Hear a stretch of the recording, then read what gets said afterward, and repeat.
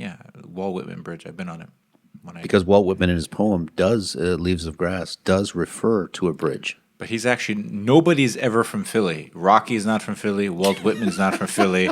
They just have a whole made up thing. I don't think the capital of the U.S. was ever actually in Philly. I think that's just like a thing that Philadelphia Aaron is. Burr is from Philly. Yeah, what happened to him?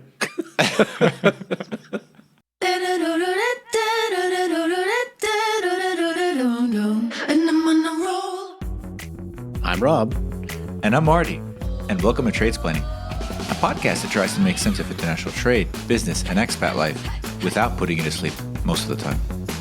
In episode 64, we'll talk about Mexico cashing in on the U.S.'s new relationship status, It's complicated. how tariffs are the new black, why conflict apparently ain't great for trade, and of course, TikTok's new role in career development. And later we'll be joined by Malmo's greatest fan, Lars Karlsson, who also apparently moonlights as a customs expert for shipping giant Maersk. He'll talk to us about trade in the age of uncertainty and why he's now known as the commish. And we'll throw in a few points on listener feedback and sneak in a news roundup and a few jokes. So let's get into it before FC Malmo loses to somebody.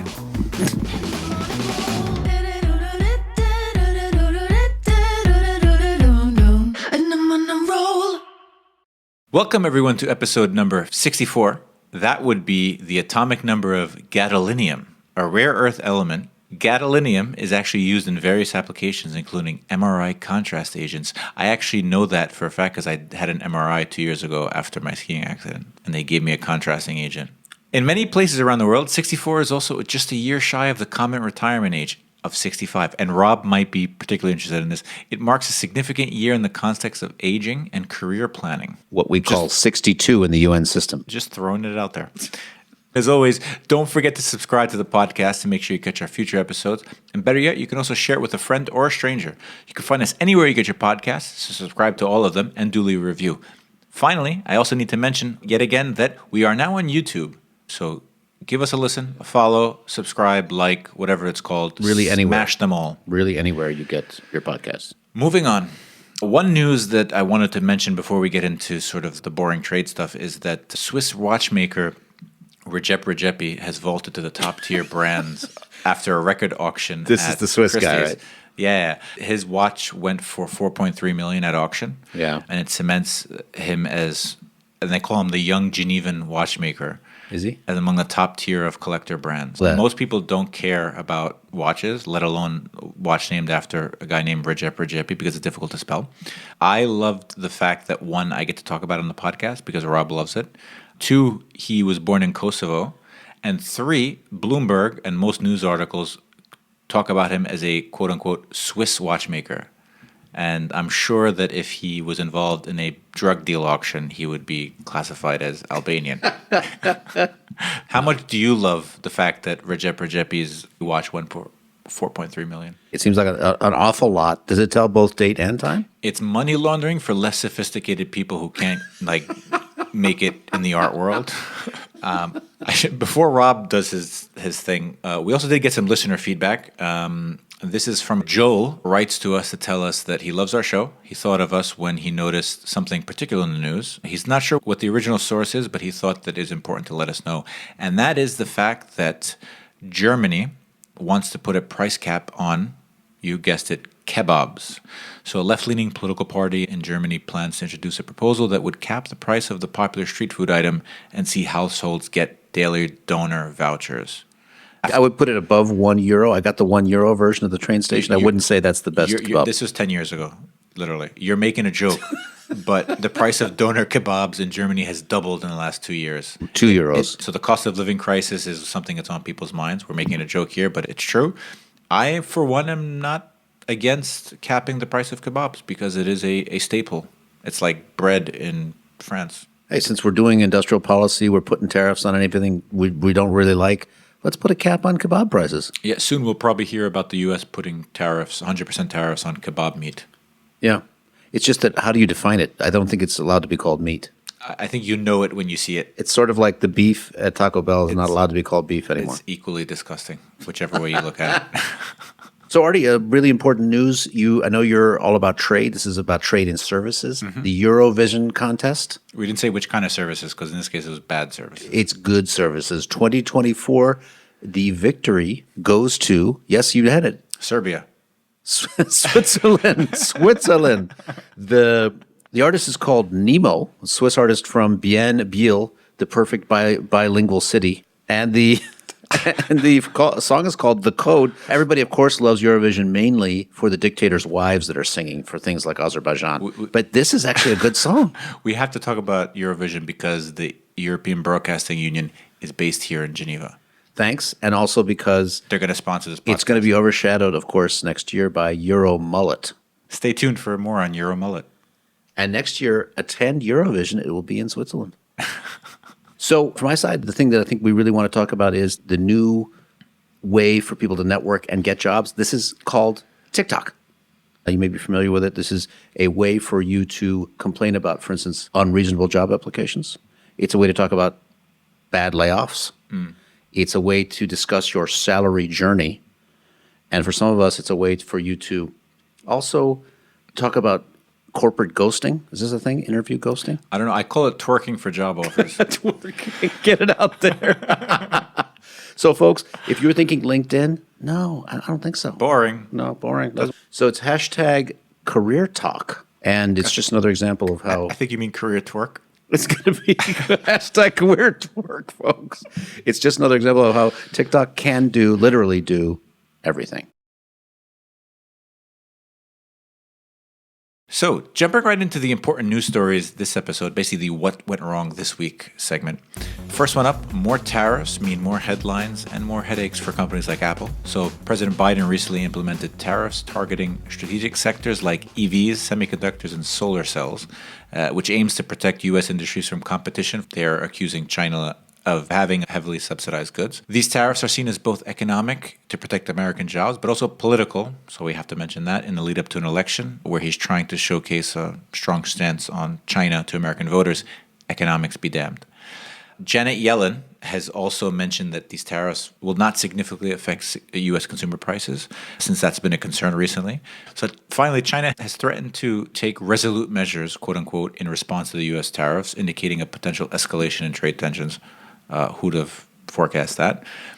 They've already had an immediate effect on Chinese companies' stock prices and could continue to alter trade dynamics in that sense. I should also mention this comes as Apple's sales are plummeting in China and Huawei's are rising at the same time. This is the same Huawei who most people thought was sort of dead in the water back in 2019-ish or so, after their original tariff man.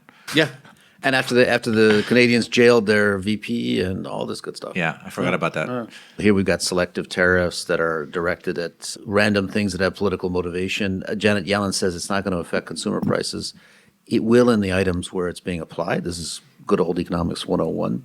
We see now tariffs going on in electric vehicles. We know U.S. consumers would benefit a lot from these vehicles. They're cheaper. They got better batteries. So we're saying to U.S. consumers, you can't have the best technology right now. We're saying to China, please go develop your own stuff because you can't buy ours anymore.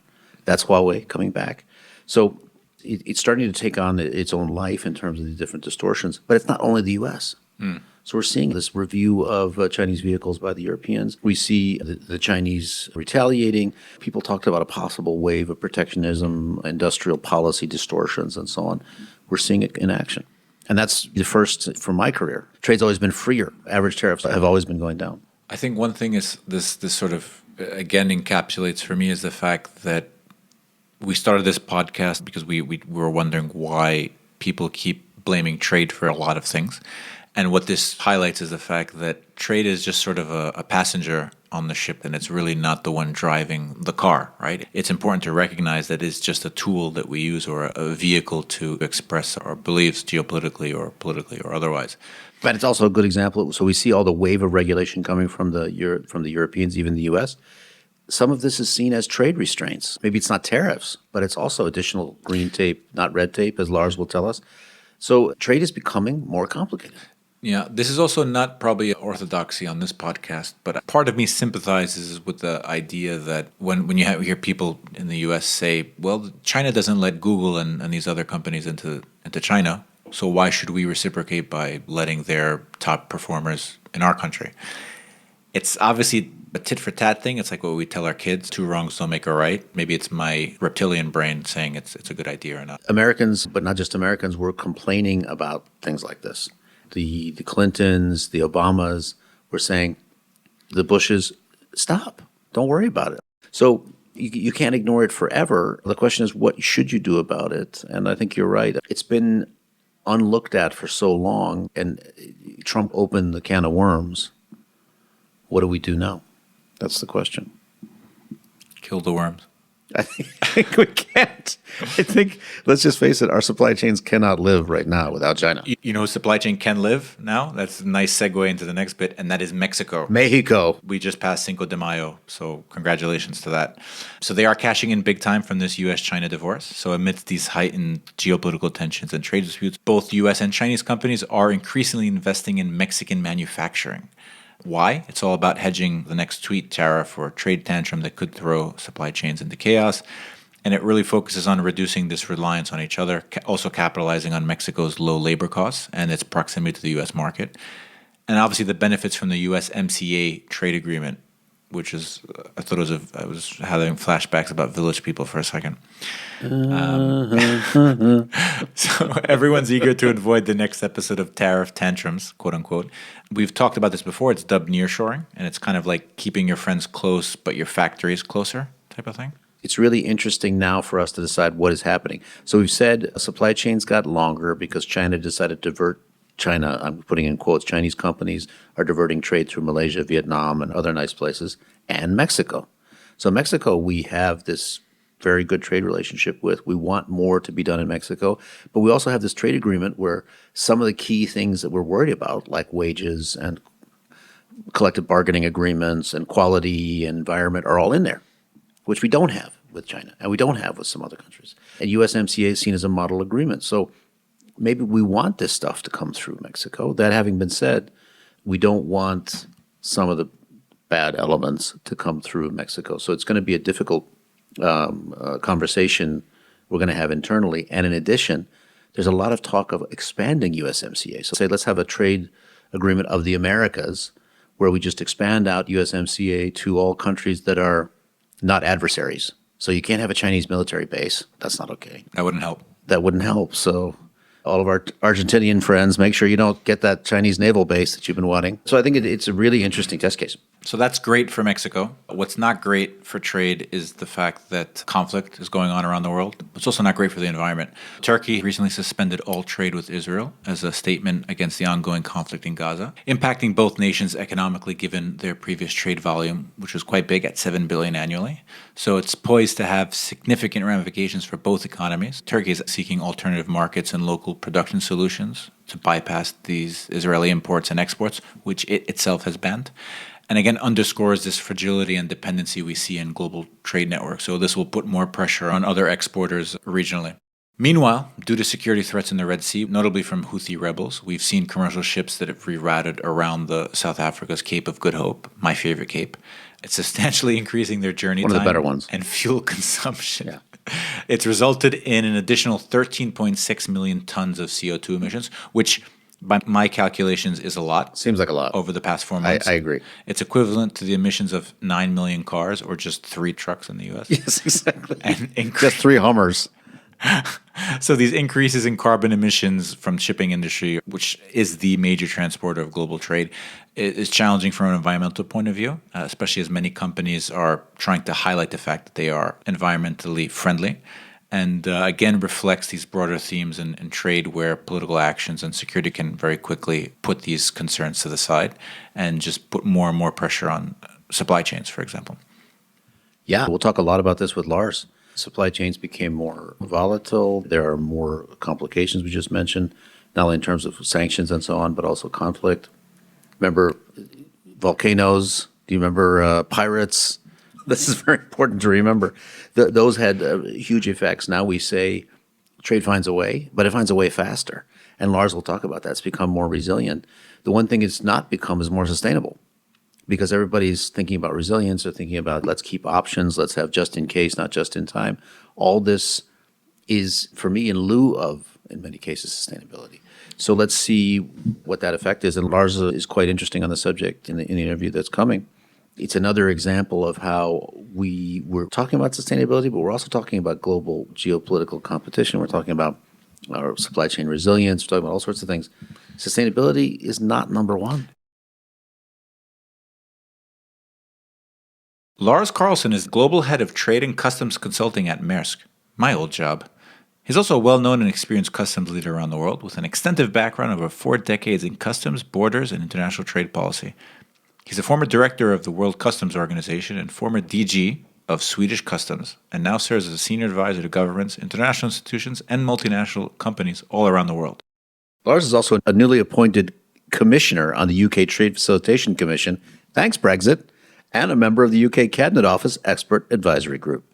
He is an acknowledged speaker, author of several books, and has been published in various academic journals. He's visited 174 countries and has worked in more than 130 of them in all regions of the world. So, Lars, thanks for joining us on the podcast. Welcome again. You're a returning champion. Congratulations for that. We'll get you a very small bobblehead of Zlatan Ibrahimovic to celebrate. Thank you. That's great. I don't have one, so it would be wonderful. Actually, before we get into the questions, why don't we give us an update on what you've been doing since we last spoke? Thank you very much, and great to be back, guys. I'm always, of course, listening into what you're doing as well. I've also been fairly busy. These are busy times for people in customs and trade and borders. You might have noticed there's still conflicts on the way, and there are new regulations coming, and there are ships running into bridges and a number of other things you have to deal with being an expert in this field. So we've been busy and it's been great. I've also been, of course, going to the Malmö FF games and seeing my favorite team crushing the rest of Europe in soccer football.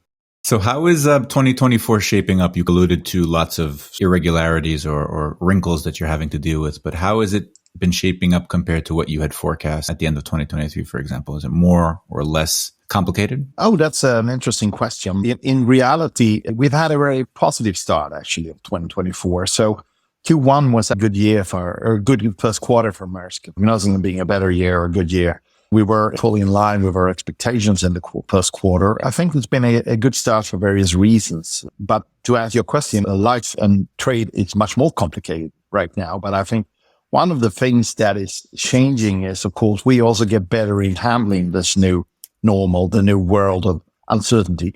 With some of the crises that we also have seen running through in quarter one, we are just better at dealing with it. We've been there before, like the Red Sea crisis as an example. We knew how to reroute and redirect and replan our business much quicker this time because we've seen same type of incidents before. Also, the trends themselves in international shipping and international movement of goods, and in our case, what we call the integrator, which is all transport modes of moving goods from end to end. We also learn. So in one way, yes, it's been more complicated. It's going to get worse. I'm sure we're going to talk more about that.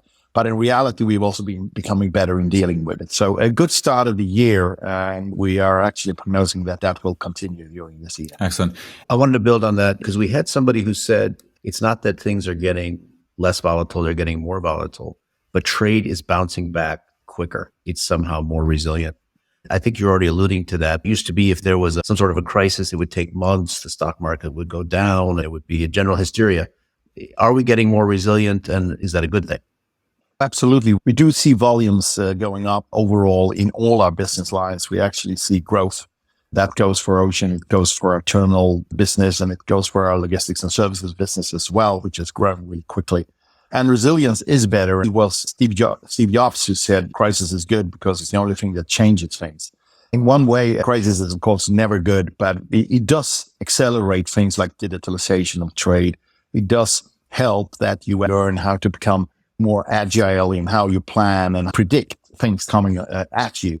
And we're starting to see that in our relations with our customers right now and with our systems and systems development as well. So that is a trend for sure, that we are getting more resilience. We are more accurate in what we do. And we are doing that in a more volatile and insecure situation for trade than ever. And what are clients' priorities as 2024 shapes up or as things continue to change or evolve? And resilience becomes more and more of a keyword. You're right in the sense that resilience and if we call it predictability for end-to-end, it is very much on the agenda of our clients. And we're starting to see how solutions can actually help doing that, how partnerships and corporations through the industry is making that more possible. And certainly there's a long way to go around trade digitalization, but it is accelerating there. We are more and more using data all through the supply chain and also starting to see the development we have in artificial intelligence and machine learning actually paying off in various ways together with types of supervision like smart containers and so forth that makes it easier to put strategies for alternative routing, alternative sourcing, alternative custom strategy plans and whatever you have for the supply chains. So customers are definitely looking for predictability and resilience and more of that. Of course, there's always a price and cost issue involved in international trade where logistics and movement and transport have had higher prices over the last years. That has an impact. But I do think that what they're certainly looking for is more resilience. Maybe just to build on the point about price, we saw huge spikes in the price of containers due to supply chain blockages during COVID, but also then issues around Ukraine, Red Sea, and so on. And we saw a dip. Companies were investing in a lot more ships and so on. Do you think the prices are now going to stabilize? Is this something that people can see a little bit more predictability in terms of how much it costs to get a container from Cape Town to Hanoi? Or is it still going to remain volatile? We think it's still going to be volatile for a period of time, but we do foresee more stability as well. And some people think that carriers like ourselves would like that volatility and the movement of prices. We actually don't. We want stability as well because that's very much in line with being able to plan the resilience of that supply chain and making it efficient. An example is we could much quicker move to the alternative plans for Red Sea when the Houthi rebel crisis in Red Sea and Suez came up this time because we had done it before in previous incidents in the same location. That in itself helps. It still keeps price down even though there's an additional price of adding 10 and a half, 11 days to a route. However, we also look at alternative routing for these type of bottlenecks now. So whatever land bridges there could be around the Panama Canal and Suez Canal in the future is part of making, over time at least, these type of situations much more stable and in one way easier to plan also from a cost perspective from customers. So there's a lot of work done to stabilize this. But I also think in itself that digitalization and what we are doing now on resilience planning and de-risking of the supply chain overall is going to help and support with that. People think it's only the added time for moving goods around Africa instead of going through the Suez Canal, but it also has domino effects of where containers are at certain times. Even if there's capacity development, we had the highest utilization of our containers ever during Q1 this year. But we also see that there's a lack of containers, even though there's too much space in one way in the system for the moment, because as you said, during the COVID crisis and pandemic, and there was an increase of capacity also built. But we don't want containers to be in the wrong place at the wrong time. We want them to be exactly moving all the time around in the system. Every week, there is a delay by 10 and a half, 11 days to go through Africa. There are less containers at the right place at the right time, which in itself is driving price, but also efficiency for our point of view. We talk a lot about resilience, risk, all these great things. Does anybody care about sustainability anymore? Never knew the guy. Does anybody? Yeah, no, I think shortly you're right that it has had an impact because people are just trying to survive right now and move the goods to where it needs to go and so forth to end customer. That's highest on the agenda, right? The good news in that is that the things we are doing to get the supply chain resilient also pays into being possible to be more green. Or if we have better trace and trackability of where goods comes from, where it's going, where we pick up the data, it's also easier to handle the issues around ESG. However, as you know, one of the things we are really working with customers right now is the upcoming ESG regulation, the trade compliance issues that is coming as a tsunami towards international trade, because that is how the regulator has solved this, is saying that we are going to make sure that you have supply chain due diligence types of regulations out there now where you don't only need to report or declare when you pass a border at the end of your journey, but you need to know your supply chain, all tiers and all players in it, and you need to vet them from various reasons, from forced labor and child labor type of point of view, or from carbon emission point of view. It's extremely important for us to prepare ourselves and our customers and international trade for that new types of regulations. There are 3 already in place. There's 12 more we are looking at in various geographies right now. And they are all different. Why harmonize if you can do it differently? But it's going to be a huge change for international trade to actually meet these requirements. There were 10 to 15% in the countries who have statistics from the reporting of CBAM, the carbon border adjustment mechanism. How do you get that enforced, and how do you make sure you have the data to do this? Because at the end of the day, the regulator has chronic penalties and even market access mechanisms in place for these type of regulations. So it's serious business, and it needs to be planned and prepared. In terms of the rest of 2020, what are you factoring in, as a given? Is it more complexity, more dealing with these sort of, quote unquote, draconian potential measures? Is there anything else that you're worried about? What keeps you up at night? The guy talked about the known unknowns. You're right. It is a very complicated situation from trade point of view, from various elections around the world, major conflicts in the middle of international trade and markets right now. And all of those things are not likely to go away But on top of that, I do reemphasize that the companies need to be starting to get ready for the new trade compliance environment that is out there. As I always say, let's not replace red tape with green tape. And there is a risk of doing that if we are not prepared. So start looking at the supply chains in a different way. And we can do that. Digitalization make that possible now, which it wasn't 3 or 5 years ago. But international trade isn't ready. What keeps up is at night is making sure that the awareness is there, that there need to be changes. Those who actually pick up this quickly, and that goes for being able to handle the carbon border adjustment mechanism, or the forced labor legislations, or the supply chain due diligence, or deforestation legislations in 4 or 5 geographies that is coming within the next 1 to 2 years. Being able to handle the supply chain differently, owning your own data, working with partners that can handle that data and analysis, submitting other reports necessary for it, is going to be extremely important. Those who do it will get an advantage. There's an upside, an opportunity here for those who are implementing this into their ESG strategies and becoming leaders in this field. But there will also be others who will maybe not be ready. And that is something that do worry us a lot. So the hometown team here is MSC, there's Maersk, there's a couple of other companies, and somehow you're all going to have to use the same or comparable data. You also have to get together governments, trade facilitation committees, and all these guys to find ways to be interoperable. How do you solve that problem? Or are you able to? And if so, how are you solving that? I think it is the $1 million question right now, that we are starting to do this integrated strategy, finding ways of being interoperable and getting different stakeholders for customers of the supply chain together, getting that data together to use and reuse it and in a smart way. But we're also more and more doing projects together with government agencies and big markets to show how can we make sure that black box of the border I often talk about is included as well. So governments get access to that type of data voluntarily in different type of systems and models to be able to do smarter risking and smarter types of coordinated border management. So we do get a more streamlined, interoperable process itself, because it's definitely necessary.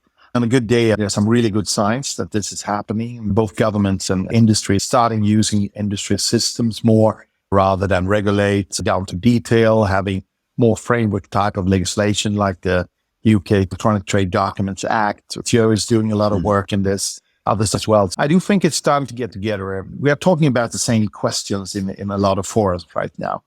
What worries me is there's a number of other big crises that's taking a lot of attention of those who would actually have to drive this process and help us in the industry to drive the process. But I do think we're going in the right direction. So I'm rather optimistic about this. So Lars, we heard that you recently become a member of the UK Trade Facilitation Commission. You mentioned before about how government has an important role to play with the private sector. How does that work in practice, and what will you be doing there?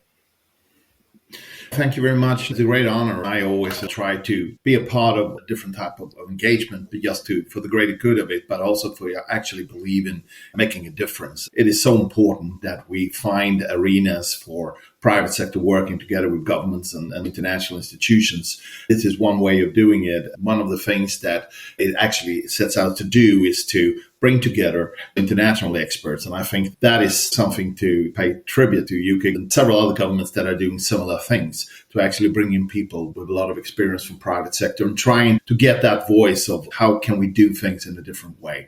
Two other examples of that is the ecosystem of Trustpilot that UK government did recently, and now following up with projects around the new border, to testing new models. What can industry do together with government agencies to make trade facilitation work for a future border, digital border? Australia government is just doing the same sandbox pilot setup with private sector. When I hear this and try to engage in these things and really help out making trade facilitation practical on the ground, I get really positive in what we are doing and the way the world is moving, even under these difficult quoting Pat McDonald from the old US rock band Timbuk 3, who said, "The future is so bright, we gotta wear shades."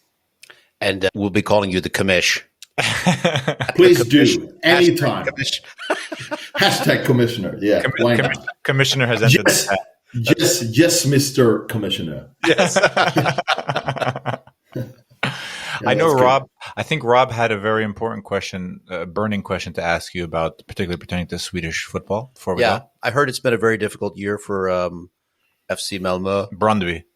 And that they've been having a bit of a tough time of it. Would you like to comment on that? Absolutely. We only won the league this time, and we didn't win it really big. So it was a tough year for us. We're actually leading the new started league this year and just won the Swedish Cup as well. So qualifying for Champions League this summer. So Real and Bayern Munich, watch out. And Man, you didn't do that. Would you like to comment? No comment on that. I was in Madrid to see Real Madrid versus Bayern Munich, and I think they may have a chance against Malmo. Boring. I would say just take all your savings, right, guys, and put it on Malmo FF as the winner of Champions League next year. I think it's a solid bet. It's either that or Bitcoin, so I better go with Malmo. Yeah, it might be better with Bitcoin section. So actually, it reminds me, I know you're a huge Bruce Springsteen fan. Yeah, absolutely. Yeah. If you had to choose between Bruce Springsteen or FC Malmo, what would you choose? Just like the Sophie's choice. I would probably give away a couple of my kids to avoid that question. But I still have some left. But I'm trying to apply to get into the E Street Band before the man gets too old and tour the world with him. That would be great. I'm sure I could do something in there. You know, there's so many of them anyway. Yeah. We stopped counting. Just hold a trump. It's probably easier to get into the E Street Band than any team of Malmo to play with them. Even the walk football plus 60-year-olds, I wouldn't get into that one in Malmo, but I'd probably get into the E Street Band. Or this commission. I mean, that's harder. Yeah, that's worse. Oh, yeah, much easier. And I had a choice to either play up front on the Malmo first team or do the E Street Band full tour or go into this commission. Of course, I choose the commission. It's the commission. Yeah, it's a great title, isn't it? Dr. Commissioner. Lufthansa will tell me whenever I get in, welcome to the plane, Dr. Commissioner. Yes, exactly. There's a doctor in there. Excellent. Lars, it's been a pleasure as always. Thanks once again. But before we go, where can people go to find out more about what work KGH or Maersk Customs? Maersk.com is a great place. LinkedIn as well, Maersk profile or my name is where you get everything you need except Rob's profile as well. I got to say as well, it's always a pleasure to be on. Thank you so much for having me again. Excellent, Lars. Thanks once again, and hope to have you on again in the near future. Thank you very much, guys. That brings us to This Week in Local News. You wouldn't believe this was true unless you lived in Geneva or really anywhere else. But mainly in Geneva. All news is global. So the first story we have is about stories of stolen bike recovery. You know, this is part of the podcast. It's one of the things that we're very scientific about, trying to understand people's experiences with stolen bicycles. In fact, what we've learned is there's a new way to prevent bike theft, and that's bike whispering. Don't buy one. Exactly. First of all, don't buy Never one. own one. If you buy one, buy a crappy one. Take the bus. This is huge. Take if the you bus. buy a crappy one, it's really not such an Or issue. drive a hybrid.